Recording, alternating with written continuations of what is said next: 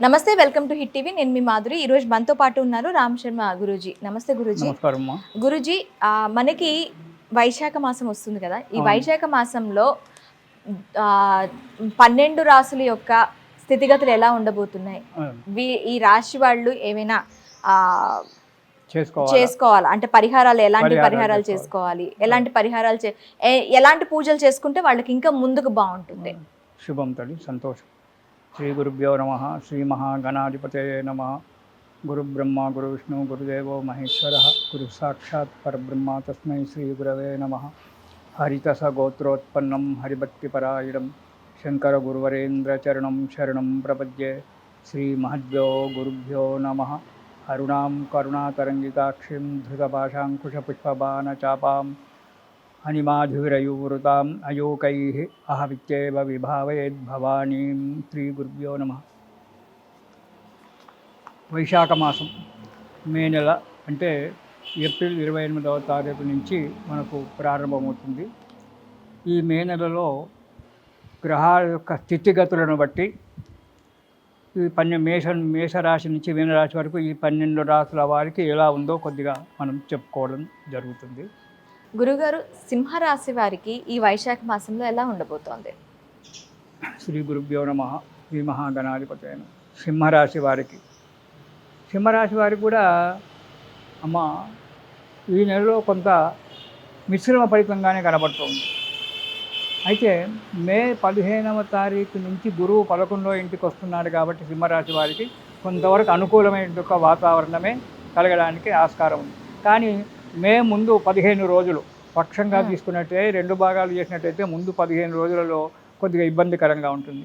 ధన నష్టము, ధాన్య నష్టము, అనవసరమైన ప్రయాణాలు, అధికంగా శ్రమ పడడము, శ్రమకు తగ్గినటువంటి యొక్క ఫలితం కనబడకపోవడము, అధికమైన భయం ఉండడం అనేటువంటిది జరుగుతూ ఉంటుంది మొదటి 15 రోజులలో. కాబట్టి తగు జాగ్రత్తగా మనోనిశ్చయంతో బుద్ధి బలంతో అడుగు వేయాలి సింహరాశి వాళ్ళు. ఎందుకంటే వీళ్ళకు మొదలు కోపం ఎక్కువ సింహరాశి వారికి. అంటే కోపం వస్తుంది. సింహంగా మృగరాజు సింహము. దర్పం ఎక్కువ. ఏమీ లేకున్నా, జేబులో 10 రూపాయలు లేకున్నా 1,00,000 రూపాయల మాటలు మాట్లాడుతుంటారు సింహరాశి వారు. అలా అది ఉండాల్సిందే. ఆ మనోధైర్యం ఉండాలి. కానీ అది ఎక్కడ పడితే అక్కడ ప్రదర్శించడానికి పనికిరావు.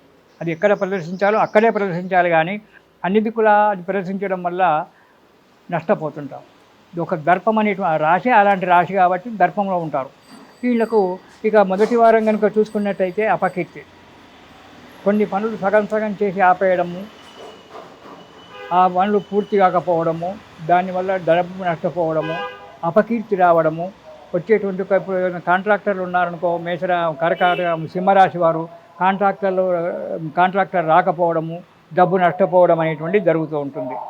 దానివల్ల అనవసరమైన ధన వ్యయము, డబ్బు నష్టపోవడము, అనవసర ప్రయాణాలు చేయడము, ఎప్పుడు మనోవిచారంగా ఉండడం అనేటువంటిది సింహరాశి వారికి మొదటి వారంలో జరుగుతూ ఉంటుంది.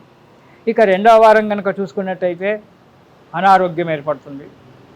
అనవసరమైన ఎండాకాలంలో అనవసరమైన ప్రయాణాలు చేసినప్పుడు ఆరోగ్యం దెబ్బతింటుంది. దానికి ప్రత్యేకంగా వేరే చెప్పాల్సిన అవసరమే లేదు. ఆరోగ్యం దెబ్బతింటడము, సదా సంచారము, ఒక దగ్గర స్థిమితంగా ఉండకపోవడం, బుద్ధి చాంచల్యం, స్థిరమైనటువంటి ఒక ఆలోచన అనేటువంటి ఉండదు ఈ మే నెలలో ఈ సింహరాశి వారికి. బుద్ధి చాంచల్యం. ఆ వ్యాపారం చేస్తే మంచిదా, ఈ వ్యాపారం చేస్తే మంచిదా, ఈ పంతులు మంచివాడా, ఆ పంతులు మంచివాడా, ఈ గురువు మంచివాడా, ఆ గురువు మంచివాడా, ఏది అయినటువంటి ఒక స్థిరమైనటువంటి ఒక నిర్ణయం చేసుకోలేకుండా ఉంటారు 2వ వారంలో. బంధుజనుల వల్ల విరోధము, బంధుజనులతోటి స్థిరమైన నిర్ణయం లేకపోవడం వల్ల బంధుజనులతోటి చేయడము. ఇది 3వ వారంలో. 2వ వారంలోనే ధన నష్టం కలుగుతూ ఉంటుంది, ధాన్య నష్టం కలుగుతుంది, మనోవిచారం ఎక్కువగా ఉంటుంది. ఇక 3వ వారాన్ని కనుక వచ్చినట్టయితే యత్న కార్యభంగము. మనస్సు నిలకడగా లేనప్పుడు ఏ కార్యక్రమం కూడా సరిగ్గా జరగదు. దానివల్ల యత్న కార్యభంగం జరుగుతూ ఉంటుంది. శరీర కష్టం ఎక్కువగా ఉంటుంది, కష్టపడతారు, కానీ కష్టానికి తగినటువంటి ఒక ఫలితం మాత్రం దొరకదు సింహరాశి వారికి. తర్వాత ఇరుగు పొరుగు వారికే ఇక్కట్లు, మీ పక్క ఇంటి వారి చేత నువ్వు ఇది చేసావు, నువ్వు అది చేసావు, నీ ఇంటి కుక్క నా ఇంటికి వచ్చింది, నా ఇంటి కుక్క నీ ఇంటికి వచ్చింది, ఇలాంటి చిన్న చిన్న విషయాల వల్ల పక్కింటి వారితో విరోధాలు ఏర్పడము, పోట్లాటలు జరగడం అనేటువంటిది జరుగుతూ ఉంటుంది ఈ యొక్క సింహరాశి వారికి మే నెలలో 3వ వారంలో. ఇక 4వ వారాన్ని కనుక చూసినట్టయితే చేసేటువంటి ఒక వృత్తిలో వ్యాపారంలో డెవలప్మెంట్ రావడం. ఎప్పుడు 4వ వారం అంటే మే 15వ తారీఖు తర్వాత. గురువు 11వ ఇంటికి మిథున రాశికి వస్తున్నాడు, 11వ ఇంటికి వస్తున్నాడు కాబట్టి స్వల్ప లాభాలు చేసేటువంటి ఒక వృత్తిలో కావచ్చు, వ్యాపారంలో కావచ్చు, ఉద్యోగంలో కావచ్చు వ్యాపారాలు రావడము. అనవసర ప్రయాణాలు ఆటోమేటిక్గా మానుకుంటారు.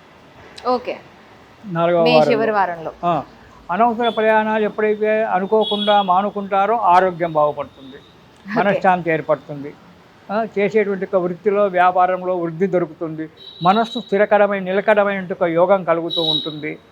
తర్వాత ప్రతిరోజు దైవ ప్రార్థన అనుకోకుండా చేస్తారు.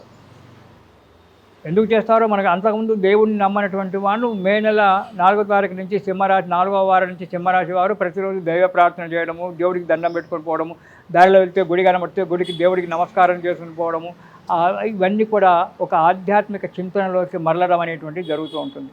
కాబట్టి ఈ సింహరాశి వారు ఈ ముందు జరిగేటువంటి ఈ 15 రోజులలో జరిగేటువంటి కష్ట నష్టాలన్నీ భరించడానికి, అవి పోవడానికి ప్రతిరోజు నవగ్రహ స్తోత్రం పారాయణం చేయండి. ఓకే, ప్రతిరోజు నవగ్రహ స్తోత్రం పారాయణం చేస్తూ ప్రతి ఆదివారం నాడు సూర్యభగవానునికి నవగ్రహాలు ఉండబడేటువంటి ఒక సూర్యగ్రహానికి పూజ చేయించుకోండి. ఆ సూర్యుని యొక్క అనుగ్రహం వల్ల సమస్త దేవతలు ఆ సూర్యగ్రహంలోనే ఉంటారు. మీరు ఏ దేవతనైనా చూడండి, పురాణాలు చదవండి, సూర్యమండల మధ్యస్థం అంటాడు. ఏ దేవత అయినా సూర్యుని యొక్క మండలంలో మధ్యస్థానంలో ఉంటుంది. కాబట్టి ఆ సూర్యభగవానునికి ఒక్కడికి ప్రతి ఆదివారం పూజ చేయించుకోండి. 21 రోజులో 41 రోజులో నియమం పెట్టుకొని ఆ నవగ్రహాలకు ప్రదక్షిణాలు కనుక చేసినట్టయితే ఈ కష్టాలన్నీ కూడా పోతాయి. నవగ్రహ స్తోత్రం పారాయణం చేయండి, ఇది శుభం.